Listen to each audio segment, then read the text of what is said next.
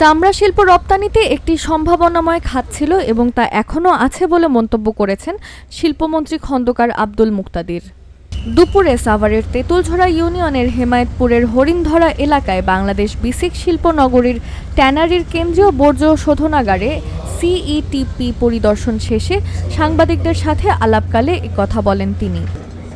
এর আগে তিনি বিসিক শিল্প নগরীর অফিসে বিভিন্ন ট্যানারি মালিকদের সাথে মতবিনিময় সভা করেন। এ সময় তিনি আরও বলেন, হাজারীবাগ থেকে যে উপায় সাভারে চামড়া শিল্প হস্তান্তর করা হয়েছে সেই উপায় এই শিল্পকে অবহেলা করা হয়েছে।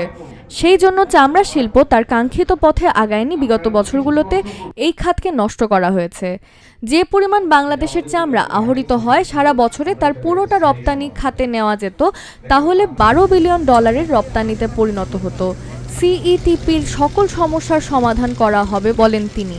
এ সময় শিল্প মন্ত্রণালয়ের ঊর্ধ্বতন কর্মকর্তা, বিসিক ও ট্যানারির মালিকরা উপস্থিত ছিলেন। আমাদের যে রপ্তানি খাত, সেখানে একটি মাত্র খাত প্রায় 85% মার্কেট যার দখলে, আরএমজি খাত। তার বাইরে অন্য পণ্যগুলি রপ্তানি খাতে সেইভাবে নিজেদের শেয়ার নিতে পারেনি। চামড়া খাত অত্যন্ত সম্ভাবনাময় একটি খাত ছিল এবং এখনও আছে, কিন্তু হাজারীবাগ থেকে যে উপায়ে এখানে স্থানান্তরিত হয়েছে এবং তারপরে এই সেক্টরটার প্রতি যেভাবে অবহেলা করা হয়েছে বা সম্পূর্ণ প্রক্রিয়াটার মধ্যে যে অব্যবস্থাপনা ছিল, সেই জন্য চামড়া তার কাঙ্ক্ষিত পথে তো আগায়নি, বরং আমরা বিগত অনেক বছরে এটির সম্ভাবনাকে নষ্ট করেছি।